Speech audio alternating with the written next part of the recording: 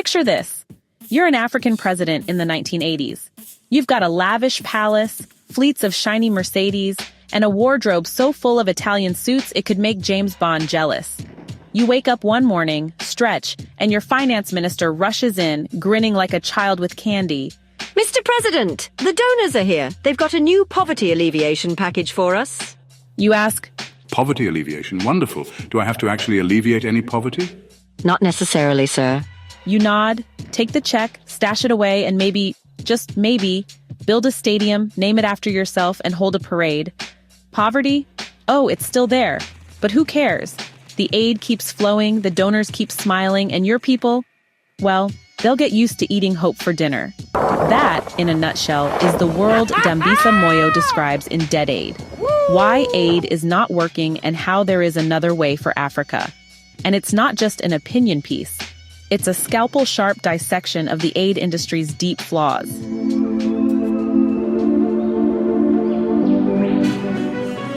Moyo splits her work into two big acts. Part 1, A World with Aid, and Part 2, A World Without Aid. In Part 1, she tears into what she calls the myth of aid. She gives a quick history lesson. Aid started as a noble idea, like when the Marshall Plan helped rebuild Europe after World War II. But in Africa, aid morphed into something far more sinister, a dependency machine. By the late 1970s, the focus shifted from infrastructure to poverty reduction. Almost half of all aid money went to fighting poverty, compared to just 5% before. And yet, poverty rates skyrocketed, growth rates plummeted. Her premise? After trillions of dollars pumped into the continent, there's nothing to show for it. In fact, she drops one of the most jaw-dropping stats. Between 1987 and 1989, debt servicing in poor countries cost $15 billion more than aid inflows. In other words, more money was leaving Africa for debt payments than was coming in as aid. And here's the kicker. Aid was given to whoever happened to be in charge. During the Cold War, this meant propping up some of the most notorious leaders in history. Mobutu Sese Seko, for example, allegedly richer than his entire country, kept receiving aid because he was a friendly ally. Idi Amin, still supported. Mengistu of Ethiopia, the Russians had his back. Even Emperor Bokassa, who blew $22 billion on his coronation, was aided. Why? Because the politics mattered more than the people. Soft loans with low interest rates looked like free money to corrupt leaders. They pocketed funds, built vanity projects, and kept asking for more. And strangely enough, the worse poverty got, the more aid donors handed out. And here's one of the more absurd twists Moyo points out.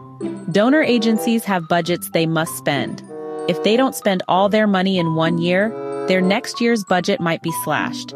So they end up chasing countries just to give them loans.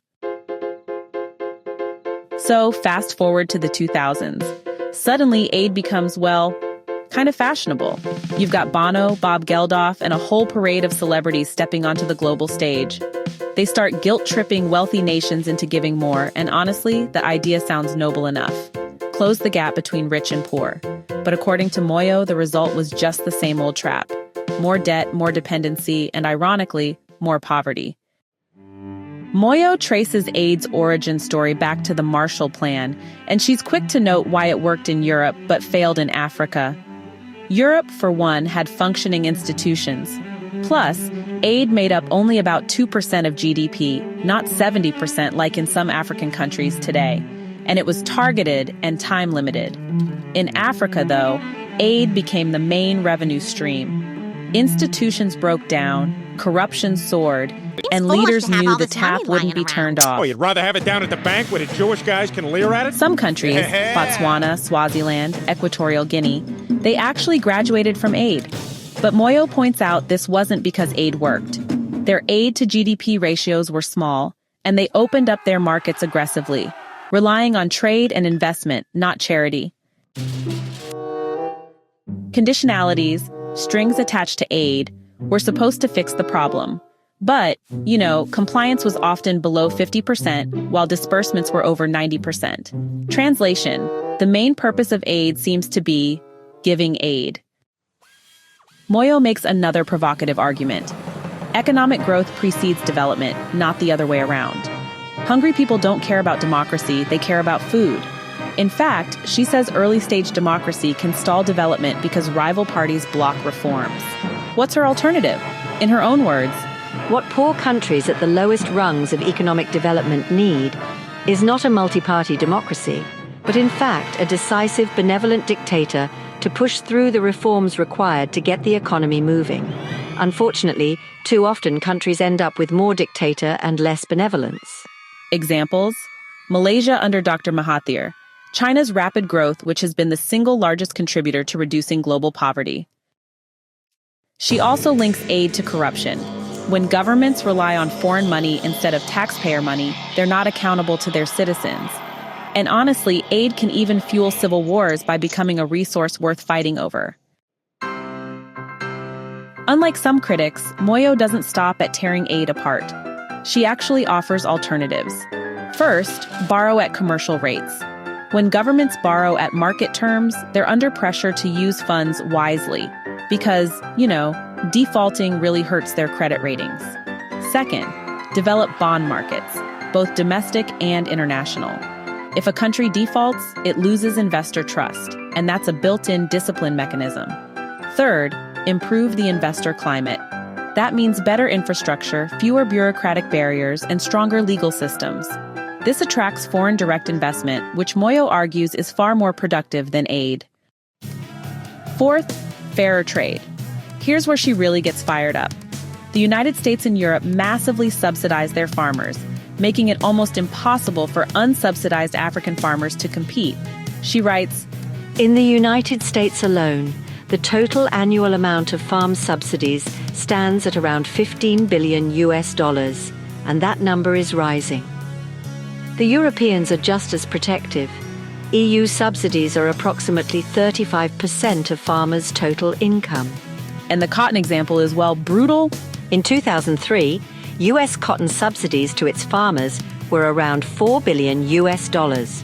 America's cotton farmers received more in subsidies than the entire GDP of Burkina Faso, 3 times more in subsidies than the entire US aid budget for Africa's 500 million people. The result? African farmers are priced out of the market, perpetuating poverty. Interestingly, Moyo's arguments sparked direct pushback from Kofi Annan in his book Interventions. Annan agreed that Cold War aid was politically motivated, but argued that post-1975 data proves aid works. He wanted developed nations to commit at least 0.7% of GDP to aid. Moyo counters that even in the post-Cold War era, conditions on aid were rarely enforced. Loans were almost fully dispersed regardless of compliance. Between the two, her case feels sharper, though she admits no single solution is perfect.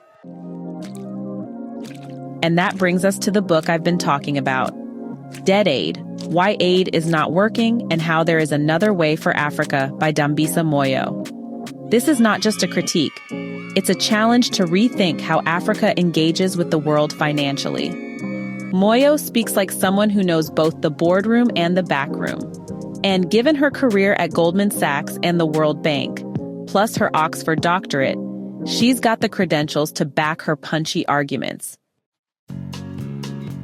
I'll be honest, I'm not a full-blown capitalist, but more of a social capitalist believing a country should use its own human and material resources to generate capital rather than relying on globalization's sometimes destructive forces.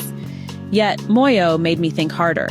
Her points about dependency, corruption, and the distorting effects of subsidies are compelling. I especially share her view that early democracy can slow progress if it's not backed by strong economic growth. That's not a popular opinion, but history, from Malaysia to China, gives it some weight. The most powerful part for me was her insistence on fair trade. Africa doesn't need pity, it needs a level playing field. If the West stopped undercutting African farmers, that alone could change millions of lives. So let's break down the big themes here. Aid dependency: how over-reliance on external funds erodes accountability and initiative. Corruption and governance: why aid often strengthens bad governments. Economic growth before democracy: the controversial idea that political reform should follow economic stability. global trade inequality, how subsidies in rich countries crush African competitiveness, and alternative financing like commercial borrowing, bond markets, and foreign direct investment as healthier capital sources. Dambisa Moyo is no armchair critic. She holds a doctorate in economics from Oxford, a master's in public administration from Harvard, an MBA in finance, and a bachelor's in chemistry. She's worked at the World Bank and Goldman Sachs, and has written other influential books like How the West Was Lost and Winner Take All. Time magazine named her one of the 100 most influential people in the world in 2009. She's traveled to over 50 countries, giving her a rare, on-the-ground perspective of emerging economies. She speaks as both an economist and a global citizen, and whether you agree with her or not, she will make you think. Dead Aid isn't a feel-good book, it's a wake-up call. And like all wake-up calls, it might annoy you, but it's hard to ignore. Hey, thanks so much for hanging out with me today. If you're interested in diving deeper into this book, I've left some links down in the description. You can use it to grab yourself a copy and keep the adventure going. And if you're in the mood for more great reads, don't go just yet. Click on one of the videos popping up right now that I think you'll love. And don't forget to give this review a like, leave a comment, or even subscribe if you'd like to see more. Every bit of support helps us grow this little community of book lovers. See you in the next one.